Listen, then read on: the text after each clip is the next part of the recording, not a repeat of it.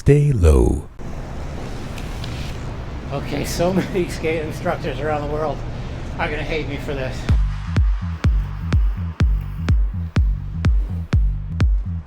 It's fine.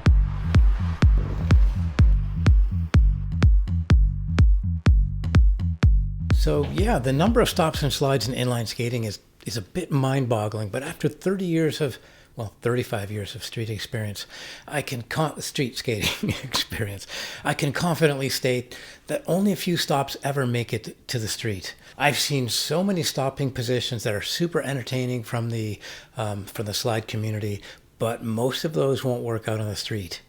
So today I'm going to narrow it down to 4 stops, and I'm going to help you choose which stop is the right one specifically for where you are in your development. I won't be teaching you all the stops entirely, but I will give you some of the most valuable and overlooked tips to do with these stops. And I'm also going to dish the dirt on the worst stop in inline skating ever. The number one easiest and most essential decelerative technique is the drag stop. If you can coast on one leg, you can learn this quite easily. Don't go for the full blade at first. Just tap gently down with your front wheel when you're learning this. Get used to countering the curve and what it does to throw your body off laterally. If you develop a decent coast on one leg for like 5 to 10 seconds at a time and you touch that wheel down, you could actually work this technique out in day 1. I just love how versatile this slowing technique is. You can do it when you're low. You can do it from a high scouting position where your visibility is great. You can alternate from skate to minimize wheel wear. Well, to minimize wheel wear on just one side. But the drag stop does take time to slow you down. It's not a huge problem if you're very observant and you know your atmosphere very well. You can look ahead and slow yourself down. But it's very nice to have a very decisive ending for when things don't go your way or when you just want to skate and then stop quickly without a big, long 20-meter debacle beforehand. Debacle. It's not a debacle. Just kind of an anticlimactic drift to a stop. We'll talk more about the drag later. So the best first ending you can learn is simple. It's the turn stop. The turn stop is simply a tight turn where you put a lot of weight on your outside edge of your inside foot and the inside edge of your outside foot. It's a properly executed turn, which you should be drilling on both sides anyway. I don't actually drill my stops on both sides. I mean, I do occasionally, but I don't expect them to be the same. I really rely on stopping just on one side. To me, it's like a baseball throw. I'm not going to learn how to throw a ball with my wrong arm properly anytime soon, though it is possible. But when it comes to the turn stop, I think turning equally or having equal crossovers on both sides is very feasible and extremely safe. So yes, you can drill your turn stop on both sides, but when you're concentrating on a stickier stop from a higher speed, you might want to think about which is your dominant side and just concentrate on that mainly. So whatever side you're dominant on your turn stop is going to be your dominant side on your power stop or your power slide. So if you do use your edges in a way where you can hear them both when you turn, you're going to find this a really sticky, effective stop. And there we are. I laid that foot down, and this one got as much friction as this one. And with this stop, you should end up facing the direction you came from. You have to actually bastardize your beautiful turn stops to make a power slide. So instead of using all the right edges that you use on a turn stop, you're going to minimize that inside skate's outside edge. And you're just going to jam that outside skate way out so it loses a little bit of friction so you can slide in a very controlled manner. It's funny, I talk about gaining friction and losing friction, but when we're slanting our wheels, we're trying to lose friction so we can maintain it over a longer period so we don't just grip and catapult onto the cement, as I've actually done a few times. Your skate is out behind you defensively, you're in a low stable position, and your face is away from incoming objects. I do find that the trajectory of a power slide with people who really nailed it is quite straight. It's a very manageable, predictable line. Yeah, I've seen some pretty power slides. So the power slide could be your go-to high-speed stop. There is an element of risk to this because you are spinning very quickly, so you really want to make sure you get that leg as far out behind you as you can. Lean your torso forward. But you have to make that transition very quickly, and you're going to want to go as low as possible so you can get that skate out far behind you so that angle is not so mean. So you catch a little bit of friction, and then you can straighten up when you want to stop. And having a really good power slide will give you a really good understanding of how your wheels react over various surfaces from the variable angles. So I know it seems like mixed messages to tell you that you should do a turn stop and you wind up in the position that's most like the power stop, and then I'm going to tell you to go to the power slide before the power stop. But I think it's essential that you understand how your wheels interact with the pavement and the various surfaces from those angles you'll be creating, the shallow and the not so shallow angles. A little background on the power stop. The power stop is the single best stop in inline skating. There's no stop on 8 wheels that generates more force and evenly displaced weight distribution. It stops you fast and it gives you a smooth, balanced drift as well. It's not a turn, it's a drop during a pivot that results in back skate or inside skate dominant slide that shifts onto the front skate as the slide progresses to allow for a more controlled ending. So it does rely on you to be a bit brave, to go in fast, and to engage that pivot faster. The power stop leaves you in a far more powerful position to spring out of because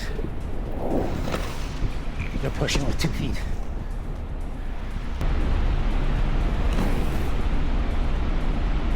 Nice and balanced, ready to.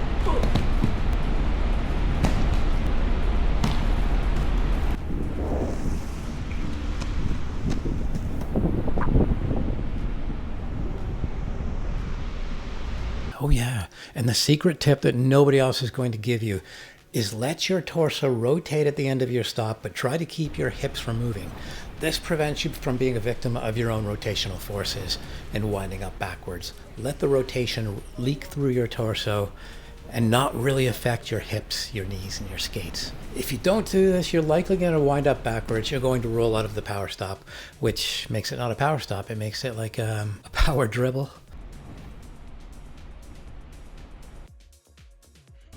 So for city skating, for preserving joints, for getting around traffic, for going through very narrow places, the winners of the best stop combination are the drag to turn stop, the drag to power slide, and the drag to power stop. Personally, I prefer no drag going into the power stop, just to simplify things a little bit and make my stopping footprint shorter.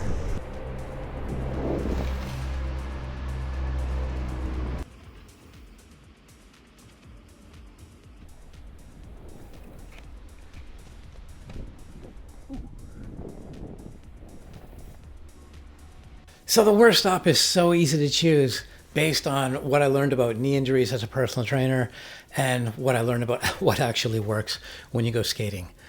I abhor stops that involve challenging full internal leg rotation while absorbing force. The most dangerous and useless position to put your skates into is the snowplow, or as I call it, the ligament slayer. It makes me shudder when I see inline instructors pitching this to beginners.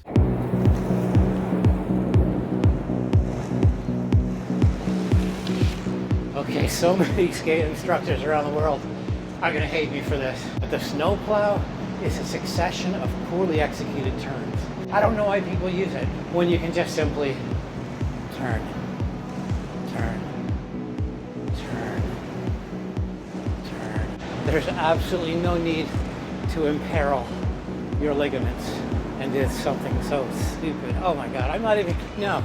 You can see downhillers doing this. You'll often see a downhiller going into a snowplow position as they transition into a magic slide, but these are masters of a sport. And this is not something a beginner's gonna do with any degree of safety or efficacy. It wound up in some like inline skating course material and people just assumed it was legit, but yeah, it's not. It's weird. While we're myth busting, I might as well mention that there is no stop that doesn't wear down your wheels. A drag stop that alternates from side to side, a power stop, or a magic slide will wear your wheels down the same, maybe a slightly different pattern.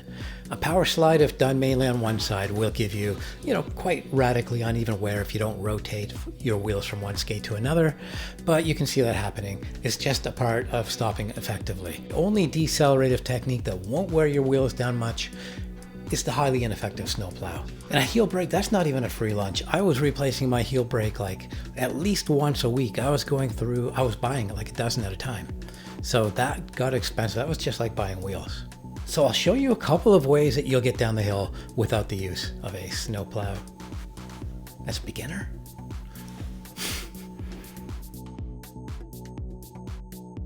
This is steeper than anything I encounter in the city.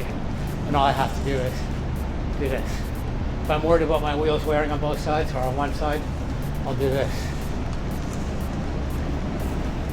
It's so easy to stop going down hills with a drag stop. And so long as you alternate or lift occasionally, you're not going to get the dreaded spots, flat spots on your skates, because as you lift, they're going to spin around. But I really like to double. Turns up. When you have some room, you can just practice your turns. Oh, I'm turning uphill. I'm going to do the other side, uphill. Just keeping everything under control. I'm uphill. Let's do a series of turns where we use that inside turning foot to kill the momentum. Now let's do the outside skate. A little power slide practice. A little power slide practice. So let's pretend that we have only like a double bike lane to deal with here. It's fairly easy to just take a lot off by flicking that outside leg or by catching a lot with this inside leg. You have so many choices going downhill, and it can be smooth. You can decelerate just by giving yourself little turns and don't kill all your momentum. The drag stop can be the entry to all the stops I mentioned. My power stop is always more accurate when I manage my speed going into it. When I want to stop on a dime or right on a line, I'm going to be dragging before it. But now with where my power stop is, I like to go into it without dragging, so I get a nice little bit of slide, and it's a shorter process overall to stop. The turn stop should be the first thing you learn. The power slide should be the second thing, and after that you'll have a great base to attack the power stop. The turn stop is for somebody who's got a good employment of the drag stop. The power slide is for somebody who's developed a really good turn stop on both sides. And the power stop is for those who have cracked the drag stop, the turn stop, and the power slide, and they're ready to really shorten their stop up. Also, you have to be the kind of person that's willing to wear padding. I wore padding for like months when I wore this. I wore full hockey equipment. I'm talking like hip pads, shin pads, helmet. I wore everything because I wanted to allow myself to slide out and learn quickly. But each one of them is possible to do with great regularity to have like a 99.9 success rate. My power stop only ever fails me now if I'm like maybe trying something after the power stop. I was thinking about a transition or rushing something when I was filming. But when I'm out there skating, it's the most reliable stop I have. If it wasn't, I would be doing a power slide. And the character trait of the person that learns the power stop is tenacity. This is something that you're going to fail at a lot. But if you make the power stop your only stop, it's the only thing you do when you're paddling around, it's the only thing you do in the streets, it's going to become a wicked stop. But you have to be tenacious, and you have to embrace these failures and learn and calibrate from the times you slide out or catapult. I would aim at sliding out more than catapulting. But the drag stop's more important. You're going to use that every single time you skate, so you should be on that technique from day one. I guess if I had to choose only one technique, it would have to be the drag stop, because I couldn't just stop cold all the time. Managing speed to me is more important than power stopping. I guess that's true, yeah. I mean, if your brain's working well enough and you manage your speed and you can weave off the sidewalk or out of the way, that's better than just having to like slam on the brakes at top speed regardless of the situation. So yeah, the drag stop is the single best stop on inline skates. So all of these are the most realistic stops for your city skating, but don't let me spoil it for you. If you have a personal style and you know you could kill it with like a tsunami stop, we want to see that. When I started skating, people were telling me that no, there's no way you can do a hockey stop on inline skates. And people saw me throwing myself around the parking lots and flipping across the sidewalks. And yeah, I ignored what they said because I had a couple of encouraging moments early. And yeah, where are the haters now? They're making a lot of money. They stopped skating. Never invite me to their cottages. Oh yeah, I guess I should give a special mention to the magic slide I've seen Camden from Buzzkill Blades defy what I thought a magic slide could do in the city. So she makes it a really feasible stop. That's also like a runner-up. And yeah, whatever stop you're learning, just make that stop your obsession. Use it all the time. Don't drift from stop to stop. Don't be a trinket skater. Don't just collect things. Own things. Be a master. While you're here, subscribe for more skate tutorials and experiences, and check out the end screen on this video for tutorials that will be perfect for you when it comes to your stopping journey and where you progress to. Yes, hit that subscribe button if you're ready to get up and stop.